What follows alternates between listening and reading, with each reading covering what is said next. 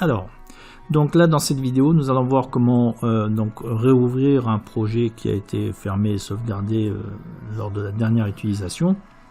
Alors, pour cela, nous revenons donc au niveau du dossier dans lequel on a sauvegardé notre projet. Donc le dossier concerne donc cette partie-là. Et nous avons ici un fichier qui s'appelle réussir mon examen.sln. Alors, le .sln, c'est donc l'extension qui correspond au fichier qui est la solution du projet. Donc, dans lequel il y a des informations relatives à cet ensemble de projets. Alors, pour l'ouvrir, nous allons double-cliquer sur le fichier .sln. Et là, nous voyons donc que Visual Studio s'ouvre avec la dernière sauvegarde que nous avons faite par rapport à ce projet. Alors, nous voyons donc le formulaire, donc la fenêtre qui va permettre la création d'un groupe. Donc là, nous allons voir comment on va créer ce code C# qui va permettre de sortir de cette fenêtre. Donc, pour cela, nous avons bien pris soin d'avoir nommé le bouton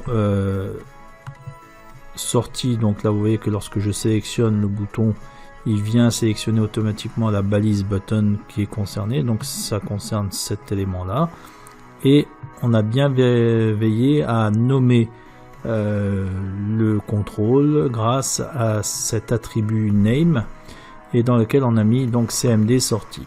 Alors donc maintenant, lorsqu'on va vouloir créer du code C#, il va falloir tout simplement double-cliquer sur le bouton. Donc pour cela, nous double-cliquons.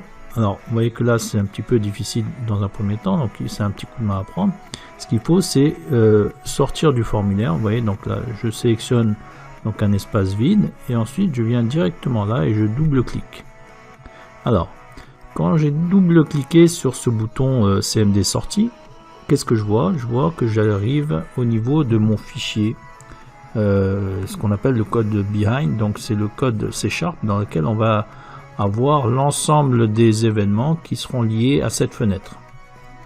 Alors, vous voyez au niveau de l'explorateur de solutions ici, nous avons au niveau de notre fenêtre, donc si je referme là, on a un fichier qui s'appelle frm création group.xaml. Si je l'ouvre, et j'ai en dessous donc un autre fichier qui s'appelle frm underscore donc création group.xaml.cs. D'accord? Donc CS pour l'extension qui veut dire C#. Alors, au niveau de ce fichier, donc nous avons le premier événement qui correspond ici à cmd sortie, qui est le nom de notre bouton, et en suffixe nous avons clic. Clic, c'est quoi? C'est l'événement qui correspond en fait au clic du bouton. Donc là, lorsque nous avons cet ensemble là avec donc l'ensemble des éléments que nous voyons ici, ça va déterminer un événement, et dans lequel je vais ici entre les deux accolades, je vais placer du code. Donc c'est à cet endroit là, je vais placer du code, et c'est ce code là qui va être exécuté ligne à ligne par l'ordinateur pour effectuer l'action qui va être définie par le code. Alors ici, l'objectif, c'est de fermer la fenêtre, de cette fenêtre. Donc, la représentation ici, c'est le mot-clé this. D'accord? Donc, on écrit en minuscule, tel qu'il nous le propose. Ce mot-clé this correspond à la fenêtre en cours, donc la fenêtre FRM création groupe. Donc, ensuite, j'ai besoin de lui dire de sortir du formulaire. Donc, pour cela, nous allons mettre un point. Et vous voyez que lorsque on place un point, il nous propose un ensemble d'éléments, donc ça va être des propriétés et des méthodes qui seront compatibles avec cette fenêtre FRM création groupe. Donc nous avons besoin ici de sortir. Donc la méthode qui permet de sortir, c'est la méthode close. Donc vous voyez que là je propose les premières lettres, et il me propose donc close. Il faut savoir que une méthode se termine toujours par des parenthèses, car une méthode peut potentiellement comporter des paramètres. Donc ici, nous mettons les parenthèses, et l'instruction se termine toujours par un point virgule.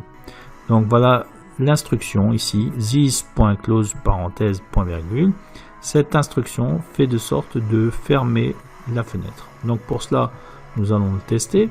Donc pour cela, je vais démarrer, et je vais faire de sorte donc d'afficher le formulaire. Voilà. Et là, je vais cliquer sur le bouton sortie. Normalement, la fenêtre doit disparaître. Donc j'appuie, vous voyez que là, la fenêtre a disparu. Alors, pour voir en fait ce que fait le code, donc on a la possibilité ici de placer sur cette barre grise qui est complètement à gauche, de placer ce qu'on appelle un point d'arrêt. Et donc le point d'arrêt, je vais le placer ici. Alors, à quoi ça va servir? Ce point d'arrêt là va me permettre de voir comment va se comporter le code au travers donc de ce qu'on appelle le débugage. Donc lorsqu'on va démarrer, regardez, je démarre comme j'ai fait ça tout à l'heure, et je viens cliquer ici sur le bouton sortie. Et là vous voyez que cette fois-ci, le code s'est arrêté, c'est-à-dire qu'il n'a pas exécuté encore la ligne qui se trouve ici, d'accord? Il est arrêté juste au-dessus, là où il y a le point d'arrêt, d'accord? Donc à partir de là, maintenant, pour voir l'exécution, qu'est-ce que je dois faire? Je dois faire F11, et la touche F11, donc qui se trouve en haut du clavier, et je fais F11. Donc je clique sur F11, et là vous voyez que j'arrive au niveau de la ligne, et nous voyons cela en jaune. Donc à partir du moment où on a cela comme cela veut dire que le code n'est pas encore exécuté. Pour qu'il soit exécuté, j'ai besoin de dépasser ce stade-là. Donc je fais encore une fois F11. Et là, vous voyez qu'il est passé juste en dessous. Ça veut dire que cette fois-ci, ce code-là a été exécuté. Et c'est pour cela que on est passé en dessous. Alors maintenant, quel est l'intérêt, vous allez me dire, de faire ce genre d'opération? Tout simplement parce que lorsque je suis avec le code et je vois comment il est en train d'être exécuté, j'ai la possibilité de voir les valeurs des variables et de tous les objets qui se trouvent dans le code. Alors, qu'est-ce que je peux voir ici principalement? Je peux voir par exemple ce que veut dire this. Alors, vous voyez que lorsque je passe ma souris sur this, je vois ici réussir mon examen, .formulaire.frm création groupe. Ce qui veut dire que le mot this ici veut dire, dans ce contexte, donc réussir, enfin ça représente la fenêtre FRM création groupe. Alors, donc j'ai une autre possibilité, c'est tout simplement de sélectionner le mot this, de faire comme ça, de faire clic droit et d'ajouter ici un espion. Alors à partir de là, j'ai en bas, donc dans la fenêtre qui est cet effet, les différentes valeurs que j'ai mis en espion. Donc quand on dit ça, c'est tout simplement pour voir le comportement de cette valeur là. Donc ici j'ai mis this, d'accord, et là vous voyez la valeur qui correspond à cela. Donc ici on voit bien que la valeur c'est réussir mon examen, .formulaire.frm création groupe. Voilà, donc ce qui veut dire que le mot this ici représente la fenêtre FRM création groupe. Et donc le code qui est juste après, donc close, c'est la méthode qui permet de fermer la fenêtre. D'accord? Donc pour que le code soit entièrement exécuté, il faut dépasser en fait le niveau de l'accolade. Donc il est encore au niveau de l'accolade. Donc on fait encore F11 et vous voyez que là, il a complètement réalisé le code. Et donc l'exécution du code démarre ici et il se termine à l'accolade suivante. Et donc il va exécuter l'ensemble du code qui va se trouver entre les deux accolades. Alors n'hésitez pas à vous abonner à la chaîne bien sûr. Donc ensuite nous avons l'autre partie, c'est-à-dire le bouton validation qui permettra d'enregistrer la donnée qui sera saisie au niveau de la zone de texte, ici de la text box qu'on a nommée txt non groupe. D'accord? Donc on va placer du code derrière le bouton validation qui s'appelle, alors vous voyez que quand je sélectionne le bouton au niveau du XAML, on voit que le bouton est sélectionné. Donc là nous avons ce bouton là derrière lequel nous allons placer du code C# qui va permettre d'enregistrer la saisie du groupe au niveau de la table T groupe. Donc pour cela nous double-cliquons sur ce bouton et nous atterrissons donc dans la partie du code behind, donc du code C#,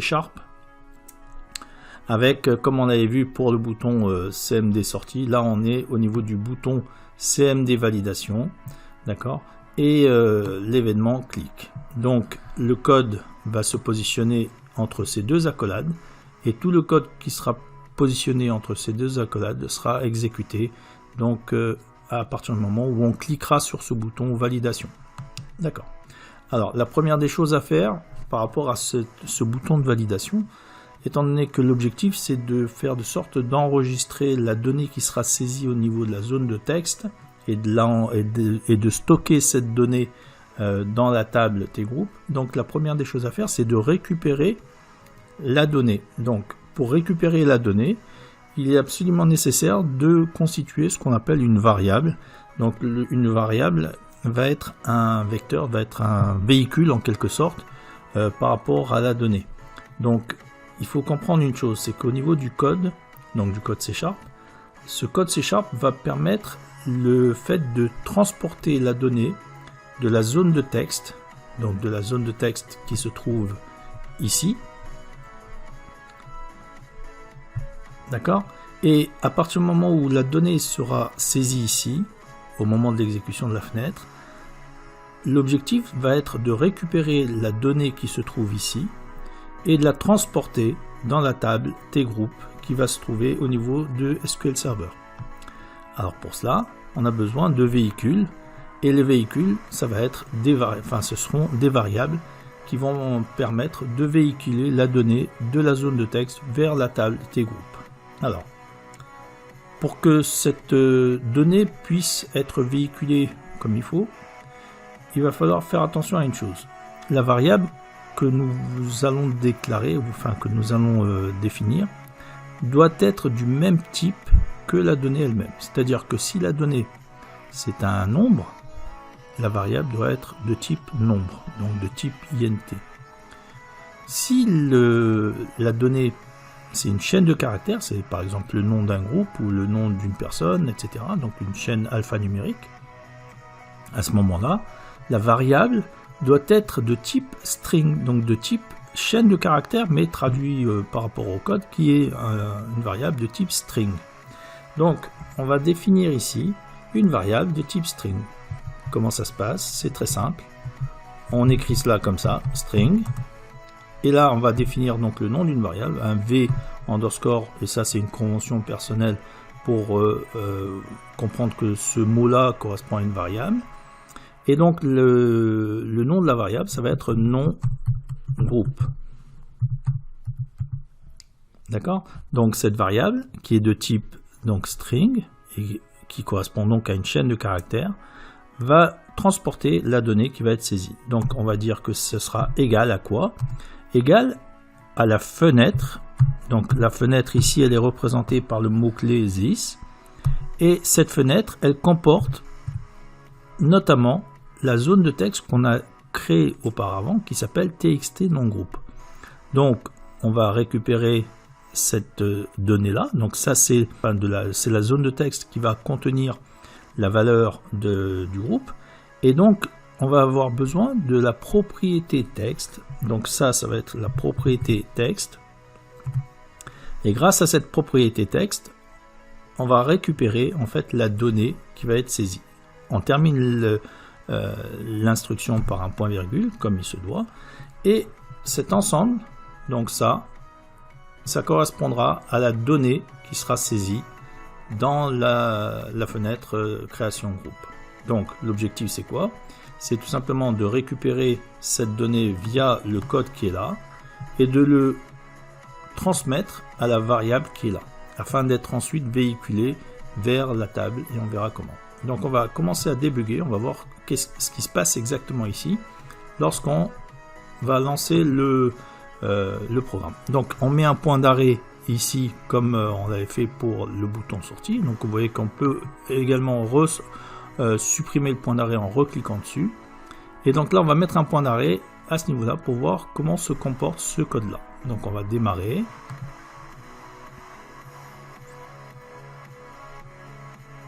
Et donc là on va saisir par exemple le premier groupe qui va être étudiant.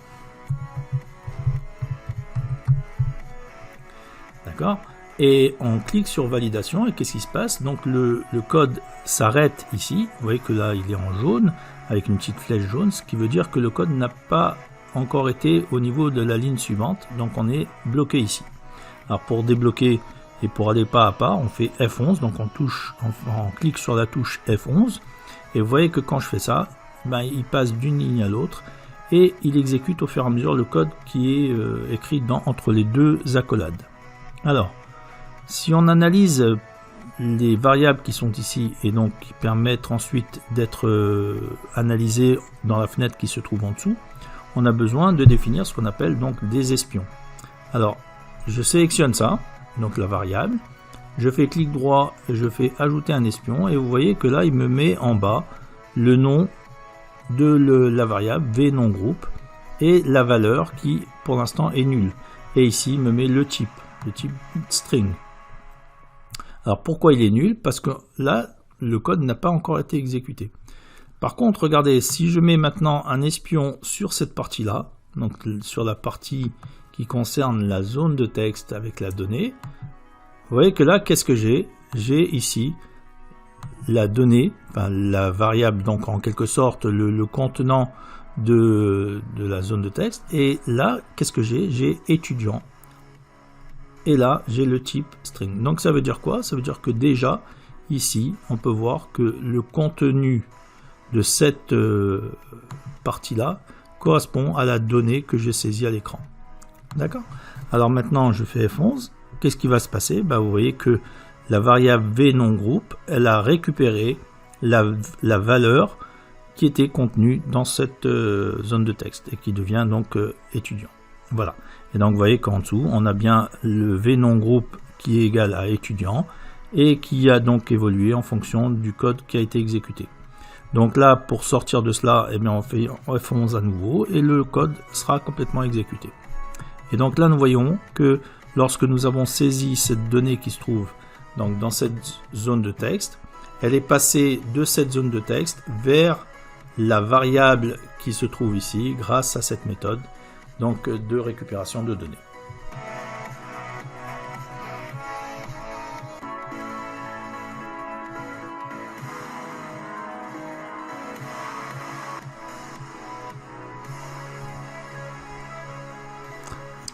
Lorsqu'on a commencé à voir le problème donc de base, donc on a défini les entités et les propriétés et on a défini donc par exemple ce qu'était l'entité groupe. On avait dit que l'entité groupe était représentée du point de vue des propriétés par un identifiant de type numérique et d'un nom de type alphanumérique, d'une chaîne de caractères. Ensuite, on a créé donc notre table T-groupe. On avait utilisé ce code SQL qui nous permettait de créer la table T-groupe. Bon. Et donc on avait défini ici, au travers de ce code SQL, un champ qui s'appelle ID group pour représenter, ou en tout cas pour supporter ou stocker la donnée qui sera l'identifiant d'un groupe. Et ici, le champ non groupe qui va supporter et stocker la donnée qui sera en rapport avec le nom d'un groupe. D'accord? Donc à partir de là, nous avons ici la partie, on va dire, SQL qui correspond à la structure d'une table qu'on a créée. Donc c'est une structure, okay, qui va recevoir des données.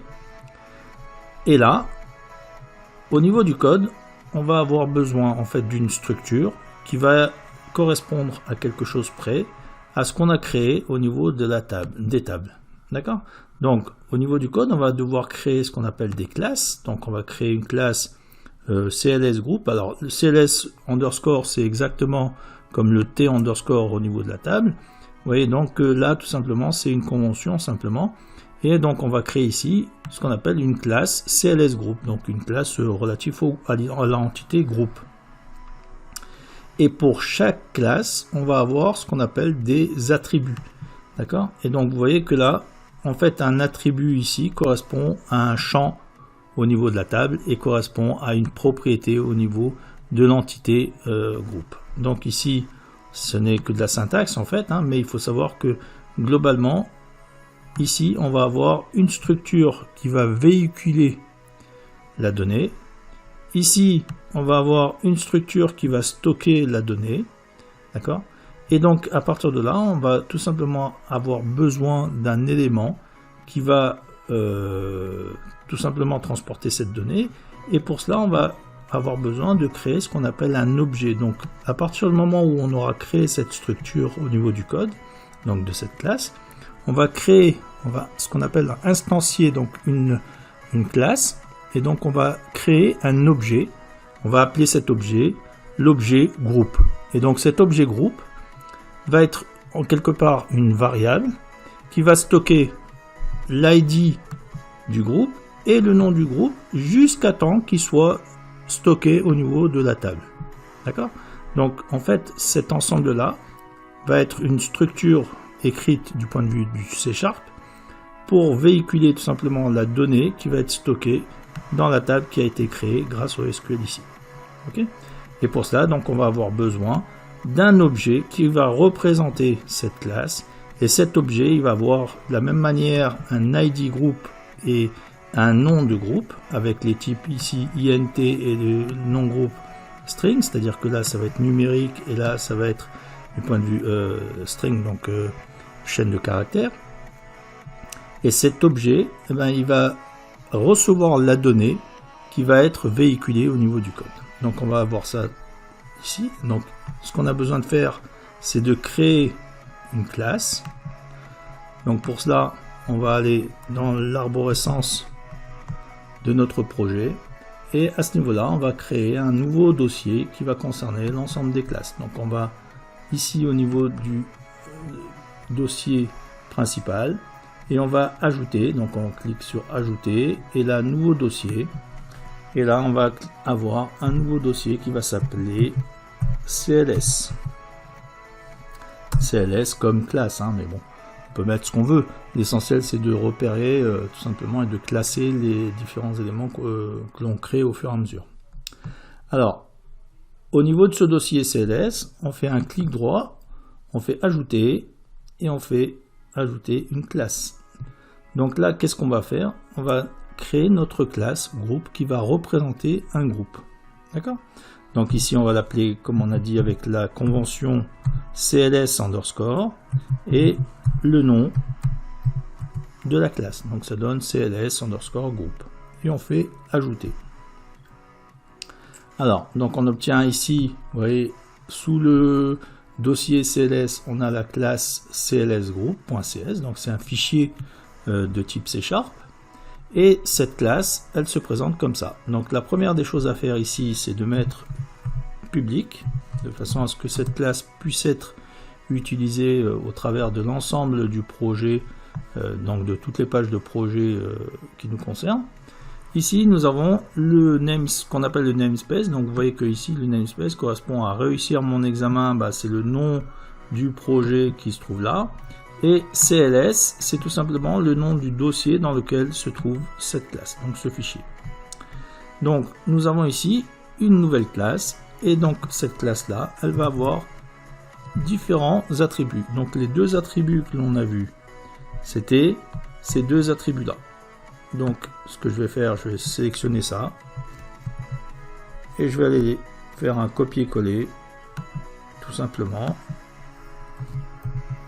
Et j'ai donc ma classe. Donc voilà ma classe qui représente un groupe. D'accord? Et donc là, ici, j'ai ce qu'on appelle un attribut et qui est ID group, qui est de type int. Et donc, ça veut dire que la valeur de l'ID sera un numérique. Là, j'ai l'attribut non groupe qui est de type string. Et donc, ça veut dire que cette variable sera de type chaîne de caractères. Alors, donc pour pouvoir utiliser cette structure, on a besoin de créer ce qu'on appelle un objet. Puisqu'ici, on est au niveau d'une classe. Donc, la classe, c'est la structure qui va permettre le véhicule de la donnée. Et donc, au niveau du code, on va faire appel à cette classe, mais on va créer ce qu'on appelle un objet. D'accord?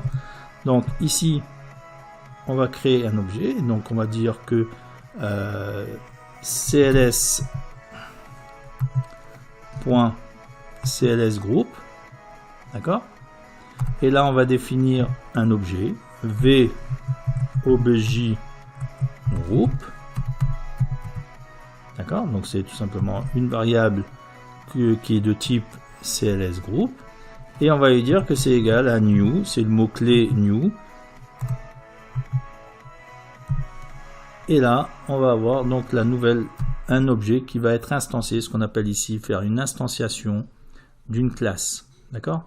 Donc le mot-clé new ici, c'est le mot-clé qui permet d'instancier une classe et d'obtenir ce qu'on appelle un objet. D'accord? Alors ici, le VOBJ, c'est encore une fois une convention qui va nous permettre tout simplement de repérer au niveau du code ce que ça représente. Et après, vous voyez qu'on a tout simplement groupe qui correspond à l'entité du groupe. Alors, pour ne pas utiliser sans arrêt le cls.clsgroup, on va avoir besoin tout simplement ici, au niveau de l'entête du code, d'un ce qu'on appelle des using. Et les usings, ça va être tout simplement le fait de pouvoir repérer l'endroit dans lequel se trouve la classe. Et donc là, la classe se trouve dans le dossier réussir mon examen.cls. Et on finit par un point virgule. Donc en faisant cela, je fais de sorte de pouvoir utiliser l'ensemble des fichiers qui se trouvent dans le dossier CLS. Et en l'occurrence ici, le dossier qui correspond à CLS Group. Donc ici, je vais pouvoir tout simplement enlever ça. Et vous voyez que ça ne pose pas de problème. Et j'ai donc ici tout simplement mon objet qui est l'instanciation de la classe CLS Group. Alors, ensuite, qu'est-ce qu'on va avoir? On va voir que le VOBJ Group, si je le prends ici et je cherche à alimenter cet objet, je mets un point et qu'est-ce que je trouve? Je trouve les différents ici attributs ID Group et non Group qui correspondent à ce que j'ai créé au niveau de la classe à ce niveau-là. Vous voyez, j'ai ID Group et non Group qui sont publics et donc lorsque je vais les utiliser ici, faire appel à eux, donc je peux les utiliser. Et donc je vais faire de sorte de définir ici le VID Group. Ici pour l'instant il est égal à 0. D'accord? Puisque cette valeur-là ne sera valorisée, ne sera incrémentée que lorsqu'elle sera dans la table et non pas à l'extérieur de la table. Donc au niveau du code, pour l'instant, elle vaut 0. Ensuite, VOBJ non group, et c'est donc égal à quoi? Ça va être égal tout simplement à ce que j'ai récupéré ici au niveau de la variable. D'accord? Donc ici, on a créé un objet groupe qui va avoir en fait l'alimentation de la donnée ID group qui ici est égal à 0 et le non groupe qui est ici égal à la valeur récupérée par rapport à la saisie. On va débugger et on va voir ce qui se passe. Alors, donc au niveau ici, je vais saisir étudiant.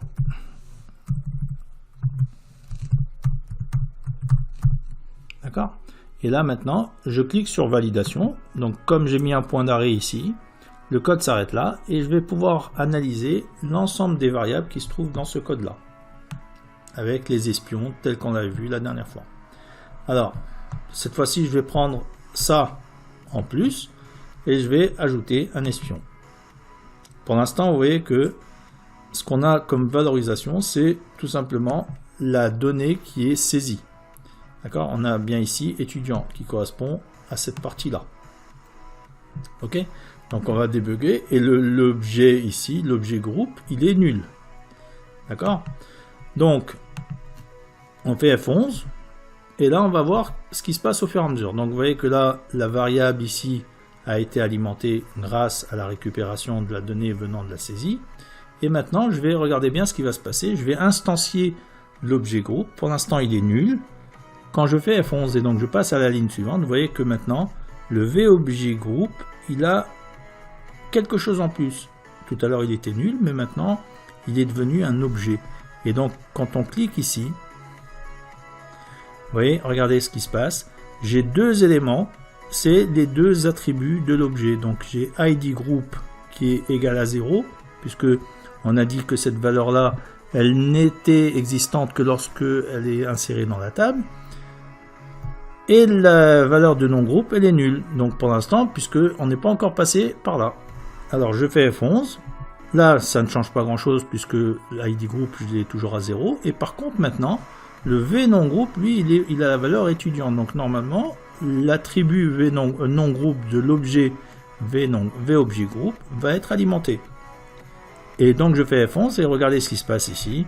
J'ai bien maintenant l'attribut non groupe égal à étudiant, l'ID groupe égal à 0, et donc l'ensemble qui est là, vous voyez que maintenant j'ai un objet, donc j'ai un contenant, un objet groupe, qui va me permettre de véhiculer en fait l'ensemble de ces données qu'on a récupérées ici. D'accord? Là, et on va voir par la suite comment cet objet va être inséré dans la table. Alors maintenant, ce qu'on va faire, on va aller un peu plus vite, c'est-à-dire que on va enlever donc cette variable qui ne sert plus à grand chose. On va prendre ça et on va le mettre à la place de la variable. Et donc ça, on n'en a plus besoin. Ok, donc ici on a tout simplement la valorisation d'un objet à partir du moment où on saisit la donnée sur l'écran. Alors n'hésitez pas à vous abonner à la chaîne, bien sûr. Où est-ce que la base de données se trouve? Elle se trouve au niveau du serveur SQL Server. Et vous voyez que lorsque je lance SQL Server, j'ai donc la possibilité ici de me connecter. Et là, nous allons avoir ici la base de données que l'on a créée la dernière fois, qui s'appelle Révision. Et cette base de données, j'ai la possibilité de récupérer des informations qui vont concerner en fait l'adresse du serveur, le nom de la base et ainsi de suite, enfin tout un ensemble de critères et de paramètres qui concernent cette base de données. Et entre autres, j'ai la possibilité ici de récupérer les informations dont j'ai besoin. Alors de quoi j'ai besoin? J'ai besoin notamment ici de récupérer le nom du serveur, donc l'adresse du serveur. Donc je fais un copier-coller. Je prends cette valeur là et je la place ici. Donc ici, je vais définir une première variable de type string. Donc V, on va l'appeler data source, puisque c'est comme ça qu'elle se nomme au niveau de la chaîne de connexion. Et donc ça, c'est une chaîne de caractères, donc j'ai besoin de l'entourer de guillemets. Alors, il faut savoir que ça, c'est une chaîne de caractères, donc à la fin, j'ai besoin de mettre un point virgule pour finir l'instruction. Et là, du fait que ce caractère-là, le anti-slash, c'est un caractère d'échappement, on est obligé de le doubler. Ok, donc maintenant, si je refais la même manip, regardez bien ce qui se passe. Je refais la même manip.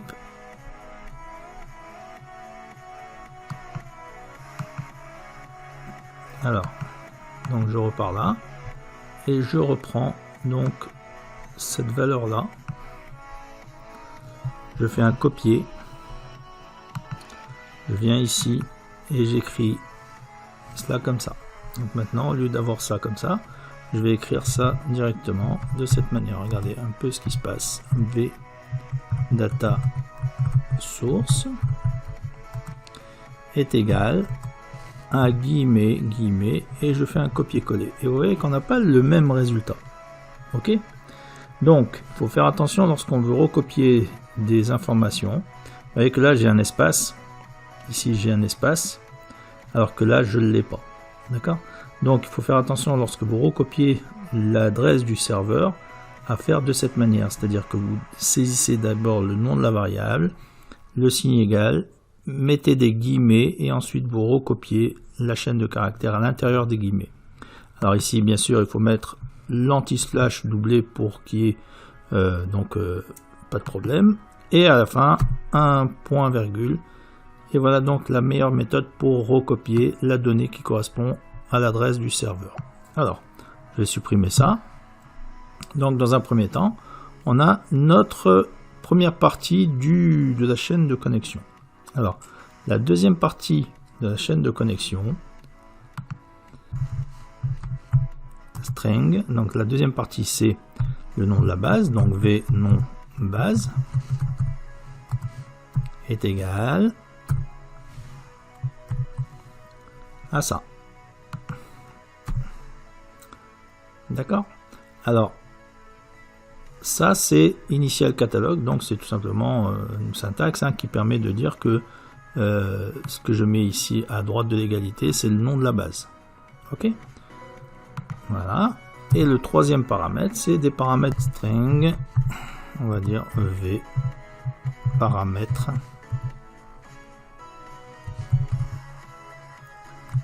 sécurité est égal à guillemets, et je vais placer cela comme ça. Voilà. Alors bien sûr on pourra détailler ça par la suite, mais pour l'instant nous avons besoin donc des trois éléments qui concernent donc la source et donc l'adresse du serveur, le nom de la base et les paramètres de sécurité d'accéder à cette base de données. Alors donc ici je vais mettre un point virgule qui fait partie de la chaîne de caractères, d'accord, un point virgule, et voilà. La chaîne de connexion elle-même, elle sera égale à la concaténation de ces trois valeurs. Alors, on va dire que string v chaîne connexion est égal à v data source, d'accord, plus v nom base et plus v paramètre sécurité, et je finis par un point virgule. Voilà. Alors maintenant, alors il y a juste un problème. Regardez, ici on a oublié de mettre le fait que ça concerne le data source. Alors voilà. Donc à partir de là, j'ai l'ensemble de ma définition de ma chaîne de connexion. Ensuite, on a besoin donc de définir un objet connexion. Et donc ici, je définis un objet vConnexion avec donc le fait d'instancier la classe SQL connexion, pour laquelle je mets en paramètre la chaîne de connexion. Donc là, je vais définir en fait une connexion qui va avoir comme élément cet ensemble qui est composé dans cette chaîne de connexion. D'accord? Alors pourquoi maintenant il apparaît cela en rouge, alors que au fur et à mesure de l'écriture du code, tout apparaissait sans ligne rouge? Alors, il apparaît cela en rouge parce que il manque au niveau de cette page les éléments nécessaires pour pouvoir utiliser le code qui est là. Je m'explique. Tout en haut de la page, nous avons ce qu'on appelle des using ici. Alors, et donc ces using là, nous avons dit que c'était ce sont des bibliothèques de fonctions, donc c'est les DLL qui sont installés sur le PC, et à partir de là, on a besoin de faire appel à ces DLL pour pouvoir utiliser le code que l'on utilise au niveau de cette page pour faire appel à ces DLL. Alors, donc ici on va mettre using system. Alors, comme il s'agit d'accès aux données, donc c'est system data, d'accord. Et comme il s'agit ici de SQL Server, on va avoir la possibilité de récupérer ici SQL Client, qui est donc la DLL qui est privilégiée pour l'accès aux bases de données pour SQL Server. Alors regardez maintenant, ici nous n'avons plus de soulignement rouge pour ça, ça devient en bleu. Donc quand vous voyez que la classe qui est là apparaît en bleu ou en vert suivant les configurations de chaque PC, ça veut dire qu'il n'y a plus de problème, ça veut dire que l'écriture, la syntaxe est bien reconnue au travers de cette page. Donc c'est le using qu'on a rajouté qui a permis de faire cela. Alors maintenant il reste, regardez ici, du rouge. Pourquoi il y a du rouge? Parce que regardez là, cette variable là n'a pas tout à fait la même syntaxe que celle-là. Ici il y a un X et ici il y a un CT. Alors pour bien faire, il faut absolument que la syntaxe soit respectée. Il faut savoir que les majuscules, minuscules, ce qu'on appelle la gestion de la casse, est géré de façon très stricte au niveau de C#. Voilà. Alors ensuite, on va avoir besoin d'ouvrir la connexion. Donc on va prendre cette valeur, donc cet objet connexion, et je vais lui attribuer la méthode open avec des parenthèses puisque c'est une méthode, et je lui dis donc de s'ouvrir à partir du moment où je lui définis cette chaîne de connexion. Voilà. Donc ce qu'on va faire maintenant, on va débugger, donc on va mettre un point d'arrêt ici, ok, et on va voir ce qui se passe lorsqu'on va lancer notre application. Alors ici je vais mettre étudiant par exemple, donc ça c'est le nom du groupe, et là je vais cliquer sur validation. Donc on avait mis un point d'arrêt la dernière fois, donc il s'est arrêté ici, on continue, on fait F11, et vous voyez que là, bon, on va pas réexpliquer tout ça, on a déjà vu, et là on a les trois chaînes de connexion, enfin les trois paramètres de notre chaîne de connexion. Là on définit notre chaîne de connexion, et vous voyez que là, regardez ce qui se passe quand je vais mettre un espion sur la chaîne de connexion, d'accord, on va voir tout simplement la valeur de notre chaîne de connexion en bas, qui est en fait la concaténation de ces trois éléments. Ok. Alors maintenant on va définir notre connexion, donc l'objet vConnexion. Là, si je prends un espion sur cette variable là, je vais voir ici que j'ai ici ma connexion, et je vois au travers de cet ensemble là, je vois les différents paramètres que j'ai utilisés pour pouvoir créer cette connexion. Alors on voit notamment le nom du serveur, le nom de la base, les différents éléments qu'on a mis en place. D'accord. Alors on voit notamment ici une chose, le state. Le state, pour l'instant, il est à closed, c'est-à-dire que la connexion est fermée.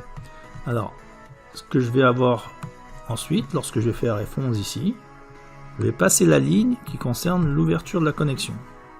Vous voyez que là, il a passé le stade de l'ouverture. Et vous voyez que ici, qu'est-ce qui se passe? Le state est devenu open, c'est-à-dire que la connexion est ouverte. Voilà. Maintenant, il va falloir définir une commande, donc qui va permettre d'insérer la donnée qui correspond au nom du groupe, donc à l'objet groupe, dans la table tgroup.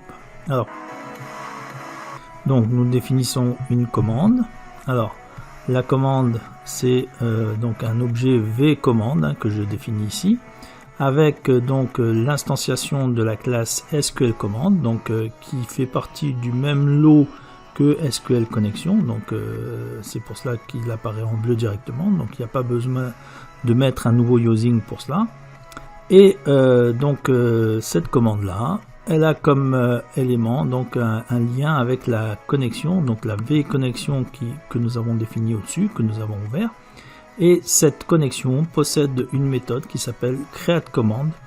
Donc, et l'ensemble de cet élément-là, c'est-à-dire le fait de créer une commande via la connexion, nous génère un objet commande. D'accord? Donc, ensuite, on a besoin de définir l'objet de la commande, c'est-à-dire le texte, donc la requête qui va permettre de créer groupe dans la table tgroup. Ensuite, on alimente la propriété commande texte, donc qui est en fait du texte. C'est pour cela que nous avons la requête qui est à côté. Insert into tgroup.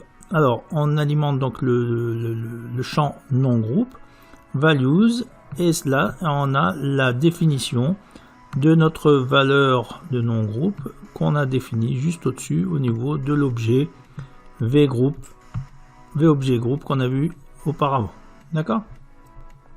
Donc ici, nous avons cette commande qui a été, on va dire, alimentée grâce à cette requête. Et ensuite, il ne nous restera plus qu'à exécuter la commande.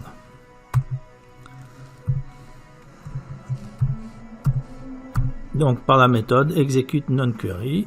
Et à partir de là, normalement, la requête sera exécutée. L'enregistrement du groupe va être créé dans la table tgroup. Donc nous allons débugger ce qu'on vient de faire, et pour cela donc on va mettre en rapport d'un côté le code, et de l'autre côté, on va voir ce qui se passe au niveau de la base SQL Server qui est la base révision. Ok, donc là, on démarre ici, et donc on a mis un point d'arrêt à ce niveau-là, hein, comme on avait fait la dernière fois, et on va voir ce qui va se passer. Alors, donc là, nous allons saisir ici étudiant.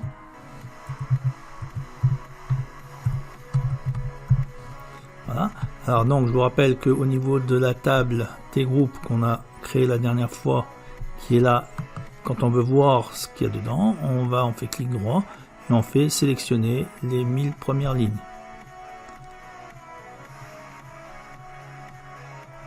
Et là, on voit que la table est vide, hein, il y a juste les titres ID group et non groupe qui sont là. Et maintenant, ce qu'on va faire, c'est on va définir on va cliquer sur le bouton validation. Donc ici maintenant, on fait F11 pour voir au fur et à mesure ce qui se passe. Et vous voyez que on est en train d'alimenter l'objet groupe grâce à la saisie. Et vous voyez dans la partie espion ici que nous avons bien les données qui correspondent à ce qu'on a saisi. Donc là, on a étudiant qui correspond à la zone de texte. Et maintenant, si on prend au niveau de l'objet groupe qui est là, on ouvre, vous voyez que l'attribut non groupe a bien la valeur étudiant et l'ID group est égal à 0. D'accord? Alors, donc, ici, on continue à faire notre F11, hein, donc on avance au niveau du code. Et là, donc on dépasse le niveau de la chaîne de connexion. Et donc, vous voyez que la chaîne de connexion, elle a été alimentée ici. Donc, ça nous donne la base, enfin l'adresse du serveur, le nom de la base et les paramètres de connexion. D'accord? Ensuite, nous définissons donc notre connexion. Nous ouvrons la connexion. Et à partir de là, on va définir notre commande. Alors, on passe là, on a une commande. Et ensuite, on continue. Et là, on va définir donc ici, à ce niveau-là, la requête qui va permettre à la commande d'être exécutée par la suite. Donc, on clique ici. Et donc, si on met un espion maintenant sur la propriété ici, commande texte, on voit ici que nous avons notre requête qui a été écrite. Vous voyez, donc on a notre requête insert into tgroup avec le champ non groupe values étudiant entre cotes. Et donc cette requête là, si je devais l'exécuter ici, c'est-à-dire au niveau de notre si je fais ici nouvelle requête et je récupère cette requête là, je la place au niveau de SQL Server.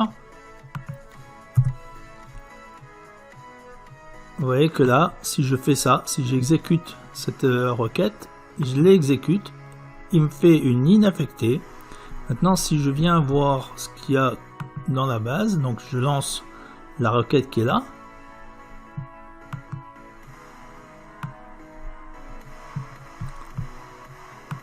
On a bien, vous voyez, la valeur de l'enregistrement étudiant. Donc on a ici 1, c'est le numéro 1, et le nom du groupe étudiant. D'accord? Alors maintenant, pour supprimer, donc qu'est-ce qu'il faut faire? Vous savez que pour la supprimer, on va faire un delete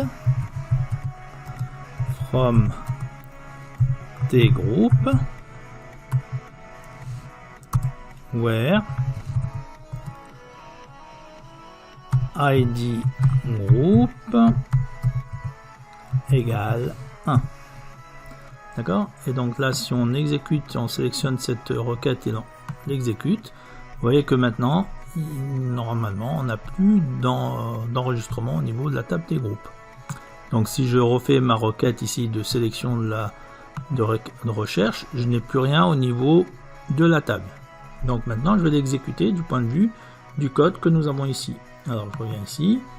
Et là, on en est au stade où on a l'objet commande avec la méthode execute non query. Donc si je fais F11, d'accord, donc là j'ai dépassé ce stade-là. Et là maintenant, je refais ma requête ici au niveau de SQL Server. Et vous voyez que nous avons à nouveau la valeur du nom groupe étudiant, mais cette fois-ci avec le numéro d'ID group égal à 2. Alors pourquoi? Parce que tout simplement lorsqu'on supprime des enregistrements au niveau d'une table, le compteur lui continue à fonctionner et le futur enregistrement il prend le numéro suivant, c'est pour cela qu'il est auto-incrément. D'accord? Alors donc voilà comment ça se passe pour enregistrer donc un enregistrement sur une table via notre code. D'accord? Alors maintenant on va sortir de cet écran, donc on repasse notre code this.close et vous voyez que donc on est sorti et on a terminé. Donc voilà un peu comment on est passé. Donc maintenant si j'ouvre le code là ici, vous voyez comment on a fait notre ensemble ici qui a permis de récupérer donc la donnée via la saisie de l'écran. Cette donnée elle a été alimentée donc l'attribut non groupe de notre objet groupe. L'ID lui il était à 0 et vous avez vu que par la suite il a été donc valorisé, on va dire à 1 ou 2 en fonction donc de l'enregistrement dans la table.